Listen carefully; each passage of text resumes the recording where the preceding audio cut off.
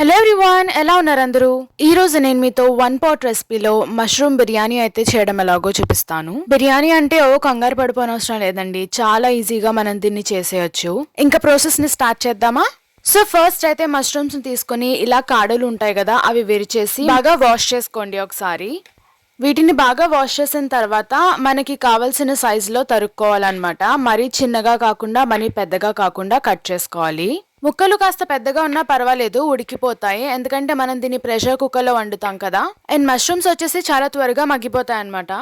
So వీటిని ఇలా పీసెస్గా కట్ చేసుకున్న తర్వాత మన రుచికి సరిపడా ఉప్పు, పసుపు, కారం, ధనియాల పొడి, గరం మసాలా పొడి, బిర్యానీ మసాలా, కసూరి మేతి, అల్లం వెల్లుల్లి పేస్ట్, కాస్త పెరుగు, ఇంకా తరిగిన కొత్తిమీర కూడా వేసుకుని అంతటినీ ఒకసారి బాగా మిక్స్ చేసుకొని మ్యారినేట్ చేయడానికి ఒక 15 to 30 మినిట్స్ అయితే పెట్టేసుకోండి.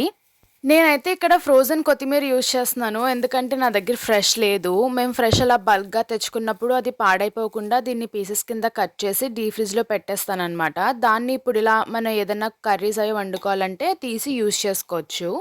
సో వన్స్ మన మసాలా పౌడర్స్ అన్నీ వేసుకున్న తర్వాత మష్రూమ్స్తో అంతా బాగా మిక్స్ చేసుకొని ఒక పావు గంట లేదా అరగంట సేపు వరకు మ్యారినేట్ చేయడానికి అయితే పక్కన పెట్టేసుకోండి.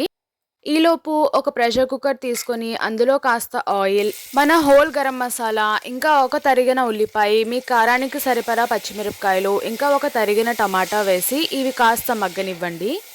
ఇవి ఒకసారి పచ్చివాసన పోయి బాగా మగ్గిన తర్వాత మనం మ్యారినేట్ చేసి పెట్టుకున్న మష్రూమ్స్ని కూడా ఇందులో వేసేసుకోవాలి. ఇప్పుడు మష్రూమ్స్ని కూడా ఒకసారి బాగా సాటే చేసి అవసరం అనిపిస్తే కాస్త వాటర్ కూడా వేసుకుని ఒక 2 మినిట్స్ వరకు పచ్చివాసన పోయేలాగా మగ్గించుకోండి. ఆ తర్వాత మీ దగ్గర ఉంటే పుదీనా ఆకులు కూడా వేసుకోండి ఇందులో. ఇప్పుడు ఇందులో మనం ముందుగా నానబెట్టి పెట్టుకున్న రైస్ ఇంకా వాటర్ కూడా వేసేసుకోవాలి. ఇక్కడ నేను మనం రెగ్యులర్గా కుక్ చేసుకునే సోనా మసూరి రైస్ అయితే యూజ్ చేస్తున్నాను. నేను 1.5 కప్ రైస్ వేస్తున్నాను. సో వాటర్ వచ్చేసి 3 కప్స్ వేస్తున్నాను అనమాట. అంతా ఒకసారి బాగా మిక్స్ చేసుకొని కుక్కర్ విజిల్ పెట్టేసి ఒక 3 విజిల్స్ వచ్చేంత వరకు కుక్ చేసుకుంటే అంతే, మన బిర్యానీ అయితే రెడీ అయిపోతుంది.